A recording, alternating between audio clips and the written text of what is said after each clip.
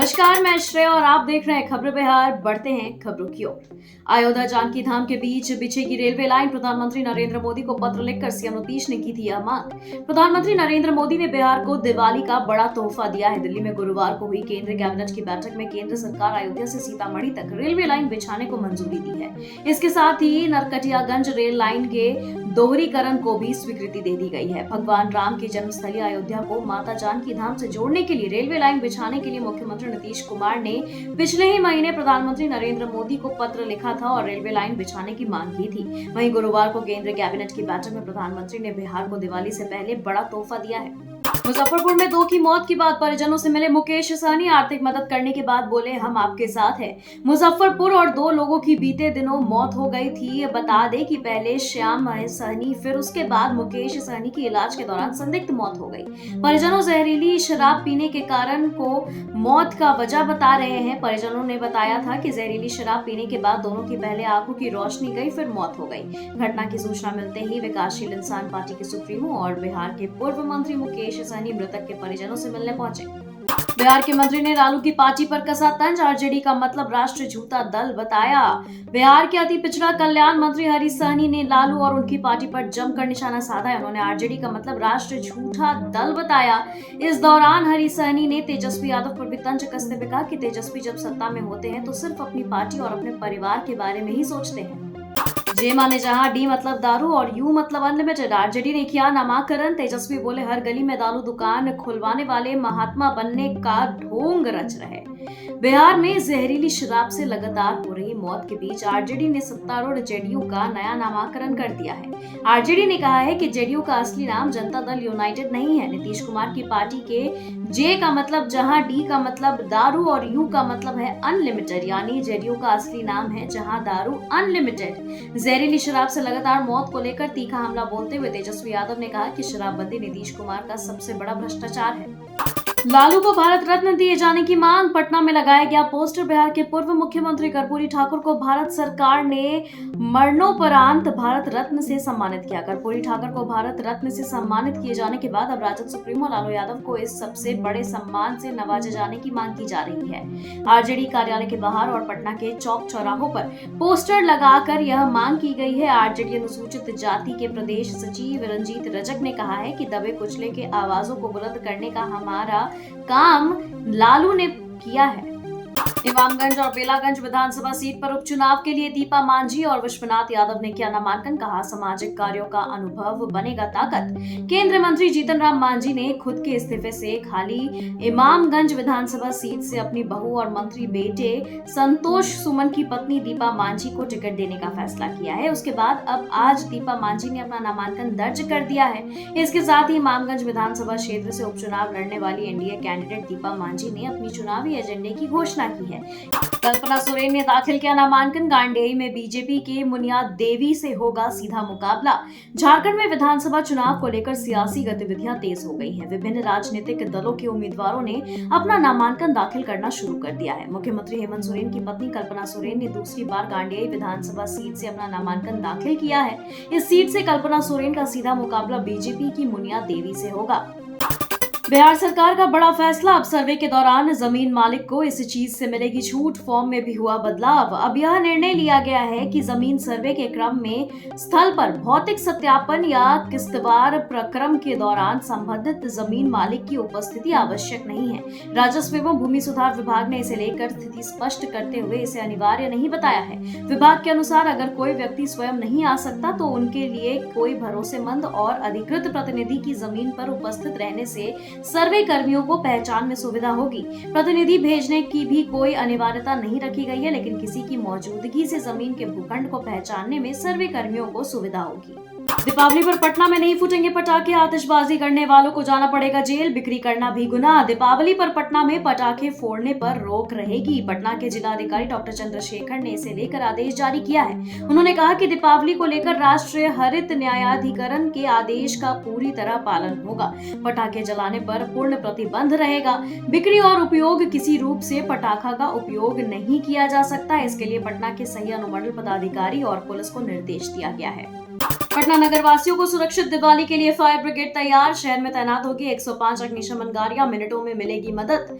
दीपों का त्योहार दीपावली में लोग पटाखे छोड़कर खुशियां मनाते हैं। ऐसे में आगलगी की घटनाओं में इजाफा देखा जाता है। आपात स्थिति से निपटने के लिए कर्मी मिनटों में घटनास्थल पर लोगों की हिफाजत करेंगे। इस बाबत अग्निशमन विभाग पूरी तरह से कमर कसते हुए पटना जिला के तमाम चौक चौराहों और गलियों में होने वाले आगलगी की घटनाओं को रोकने के लिए 105 ऐसे अग्निशमन वाहनों को तैयार कर लिया है, जो कि दीपावली के समय में तैनात कर दिए जाएंगे। वहीं लगभग 250 दमकल विभाग की कर्मी पूरी तरह से अपनी निगाह रखेंगे। सीएम नीतीश ने पंचायती राज विभाग की विभिन्न योजनाओं का किया शिलान्यास और उद्घाटन। 7,160 करोड़ रुपए की लागत से बनेंगे 2,615 पंचायत सरकार भवन। मुख्यमंत्री नीतीश कुमार ने एक अन्य मार्ग स्थित संकल्प में रिपोर्ट का बटन दबाकर पंचायती राज विभाग के अंतर्गत 7,160 करोड़ रुपए की लागत से 2,615 पंचायत सरकार भवन एवं राज्य पंचायत संसाधन केंद्र सोनपुर के भवन का शिलान्यास किया। साथ ही 13 जिला पंचायत संसाधन केंद्रों, 65 पंचायत संसाधन ग्राम कचहरी समेत कई अन्य चीजों का भी उन्होंने उद्घाटन किया। दिव्यांगों के साथ यह कैसी अमान्य विधा। पहले तल्ले पर लगाया गया दिव्यांग शिविर, जाने जोखिम में डालकर सीढ़ियों पर चढ़ने को मजबूर हुए पैरों से दिव्यांग लोग। बरबीघा में आयोजित दिव्यांग सशक्तिकरण कोषांग के इस शिविर में दिव्यांगों के साथ संवेदना नहीं देखी। शिविर का आयोजन प्रखंड कार्यालय के पहले तल्ले पर किया गया, यानी अगर पैरों से चलने फिरने में असामान्य है तो उसे भी पहले तल्ले पर जाने की मजबूरी है। ऐसे में दोनों पैर से दिव्यांग को शिविर में पहुंचने में काफी मशक्कत करनी पड़ी। वीआईपी सुप्रीमो मुकेश सहनी के मीटिंग से निकलते ही मुखिया के ससुर को गोलियों से भूना, मारी आधा दर्जन गोलियां, भारी बवाल। पूरा मामला मुजफ्फरपुर जिले के हथौड़ी थाना क्षेत्र के डी जेवर पंचायत के भदई गांव का है, जहां मुखिया के ससुर ब्लॉक का काम करके अपने घर को वापस आ रहे थे कि तभी भदई रेलवे गुमटी के पास बाइक सवार अपराधियों ने उन पर ताबड़तोड़ फायरिंग कर दी, जिसमें 3 गोलियां उनको लग गई, जिसके बाद आनन फानन में उन्हें घायल अवस्था में मुजफ्फरपुर के निजी अस्पताल में भर्ती कराया गया है। शराब और नशीले कफ सिरप को भूल जाइए। पटना से सटे इस जिले में नशीले सुई का होने लगा धंधा, 3 गिरफ्तार। बिहार में अब तक अवैध शराब और नशे के लिए इस्तेमाल होने वाले कफ सिरप ही पकड़े जाते थे, लेकिन राजधानी पटना से सटे हाजीपुर जिले में नशे के धंधेबाज नशीली सुई का धंधा करने लगे हैं। गुरुवार को जिले के औद्योगिक थाना पुलिस ने ऐसे 3 धंधेबाजों को गिरफ्तार किया, जिनके पास नशीली सुई खेप जब्त की गई है। उक्त जानकारी एसपी कार्यालय से प्रेस विज्ञप्ति जारी कर दी गई है। बेगूसराय में समलैंगिक संबंध का लेकर के हुआ कोचिंग संचालन बिट्टू की हत्या, आरोपी को पुलिस ने किया गिरफ्तार। बेगूसराय की पुलिस ने पिछले दिनों हुए कोचिंग संचालक बिट्टू कुमार की हत्या मामले का पर्दाफाश कर दिया है। पुलिस ने बिट्टू सिंह की हत्या में संलिप्त एक आरोपी सुमित कुमार उर्फ सुबीत कुमार को गिरफ्तार किया है। गिरफ्तारी के दौरान पुलिस ने घटना में प्रयुक्त लोहे का सीरिया एवं लोहे का दाव, मृतक का मोबाइल, चप्पल एवं कपड़े भी बरामद किए हैं। हत्यारों ने बिट्टू को बड़ी बेरहमी से मारा है। दीपावली को लेकर लगातार 4 दिन बंद रहेंगे बैंक, जानिए कब और कहां। दीपावली का त्योहार करीब है और इसके साथ ही कई राज्यों में बैंकों की छुट्टियां भी शुरू हो जाएंगी। अगर आपने कोई बैंक काम निपटाना है तो यह जानकारी आपके लिए जरूरी है, क्योंकि दीपावली को लेकर के 4 दिन तक लगातार बैंकों में छुट्टियां रहेंगी। दीपावली को लेकर पटना सहित कई राज्यों में बैंक में बंदी का माहौल रहेगा। बता दें कि 26 को चौथे शनिवार जबकि 27 अक्टूबर को रविवार है। वहीं कर्नाटक और महाराष्ट्र में 31 से लेकर 3 नवंबर तक लगातार 4 दिन बैंक बंद रहेंगे। कुछ राज्यों में 3 दिनों की छुट्टी है, जैसे उत्तराखंड और सिक्किम में 1 नवंबर से 3 नवंबर तक। बेगूसराय के एमआरजेडी कॉलेज के शिक्षकों ने दिखाई गुंडागर्दी, छात्र छात्राओं के साथ जमकर की मारपीट। बेगूसराय से इस वक्त बड़ी खबर सामने आई है, जहां एमआरजेडी कॉलेज के शिक्षकों का गुंडागर्दी सामने आया है, जहां शिक्षकों ने एक साथ कई छात्र एवं छात्राओं को लाठी डंडे से पीट कर गंभीर रूप से घायल कर दिया। वहीं बचाने गए अभिभावक के साथ भी शिक्षकों के द्वारा मारपीट की घटना को अंजाम दिया गया है। इस मारपीट में कई छात्र एवं छात्राओं सहित अभिभावक भी गंभीर रूप से घायल हो गए हैं, जिसका इलाज बेगूसराय के सदर अस्पताल में चल रहा है। अब सीएनजी और सोलर से होगा नावों का परिचालन। नौकाओं को हरित इंजन में बदलने की तेज हुई कवायद। बिहार की नदियां अब साफ सुथरी होने जा रही है। सरकार ने राज्य की नदियों में चलने वाली नावों को डीजल से हटाकर सीएनजी और सोलर ऊर्जा से चलाने का फैसला किया है। प्रदेश की नदियों को और जलाशयों में सीएनजी और सोलर ऊर्जा से नाव चलेगी। सीएम नीतीश ने इसके लिए अधिकारियों को आदेश भी दे दिया है। छात्र बदमाशों का अनोखा कारनामा, ऑनलाइन साइट से नंबर खरीद कर लोगों को देते थे आईफोन का लालच, पुलिस ने 10 ठगों को दबोचा। साइबर ठगी का खेल मोबाइल नंबरों की बिक्री कर किया जा रहा था। पहले साइबर ठग दुकानों और मॉल और ऑनलाइन शॉपिंग साइटों से सस्ते में मोबाइल नंबर खरीद रहे थे। फिर इन नंबरों का इस्तेमाल कर लोगों की लकी ड्रॉ ऑफर आदि के नाम पर कॉल करते थे और उनसे पैसे ठग लेते थे।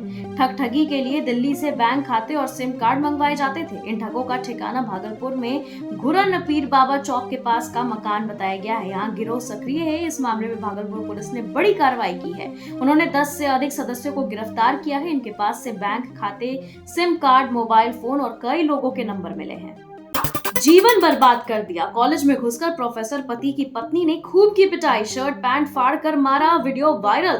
भागलपुर में टीएमबीयू के प्रोफेसर और उनकी पत्नी के बीच की लड़ाई विभाग तक आ गई है। विभाग में पत्नी पहुंची और चेंबर से प्रोफेसर को खींचकर बाहर निकालकर कॉलर पकड़कर चिल्लाते हुए थप्पड़ बरसाने लगी। इस दौरान तिलका मांझी भागलपुर विश्वविद्यालय के पीजी फिजिक्स विभाग के प्रोफेसर सुदेश जायसवाल की पत्नी ने विभाग में ही घंटों हाई वोल्टेज ड्रामा किया, मानो दोनों बच्चे हों, और कई तरीके से पत्नी ने उनको जमकर हाथापाई की और मारी। वहीं आपको बता दें कि पत्नी साधना कुमारी ने पति को फ्लैट बेचने का आरोप लगाया है।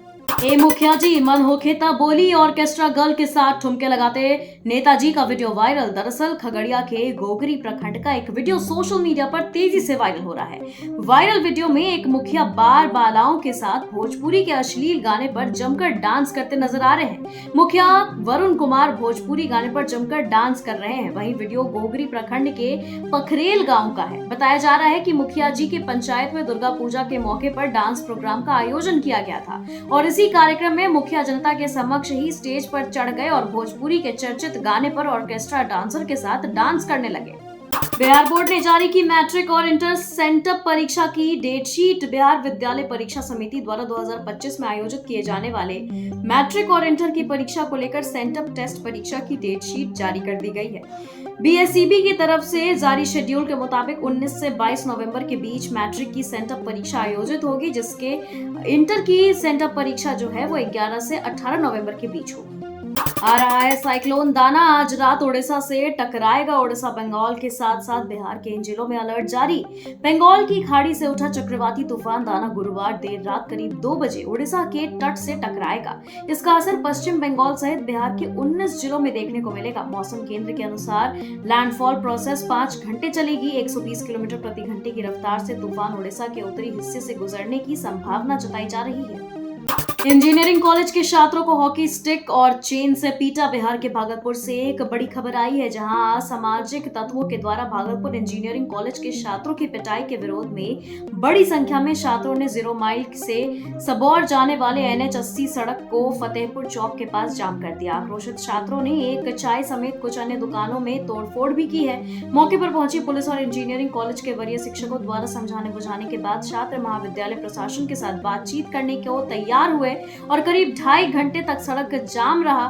फिर प्राचार्य और पुलिस पदाधिकारियों द्वारा मामले में कड़ी कार्रवाई करने का आश्वासन दिए जाने के बाद छात्र शांत हुए और हॉस्टल के लिए रवाना हुए। अररिया में सड़क पर उत्पात, लाठी डंडे से लैस हजारों लोगों ने गदर काटा। छठ दीपावली के बैनर पोस्टर फाड़े। सांसद के बयान पर नाराजगी। बिहार के अररिया शहर में घंटों जमकर उत्पात होता रहा। लाठी डंडे से लैस हजारों लोग सड़क पर गदर काटते रहे। उपद्रवी स्थानीय बीजेपी सांसद प्रदीप सिंह के बयान के खिलाफ उतरे। अररिया शहर में छठ दीपावली की शुभकामना वाले पोस्टर और बैनर फाड़ते नजर आए हैं। सड़क को भी जाम कर दिया। घंटों हुए उत्पात के दौरान पुलिस पूरी तरह से बेबस नजर आई। दरअसल अररिया में 2 दिन पहले केंद्रीय मंत्री गिरिराज सिंह की हिंदू स्वाभिमान यात्रा पहुंची थी। इस दौरान हुए जनसभा में अररिया से बीजेपी के सांसद प्रदीप सिंह ने कहा था कि अररिया में अगर रहना है तो हिंदू बनकर रहना होगा। इसके बाद यह बवाल हुआ है। खबरों के सिलसिलों में फिलहाल इतना ही। बने रहे खबरें बिहार के साथ। नमस्कार।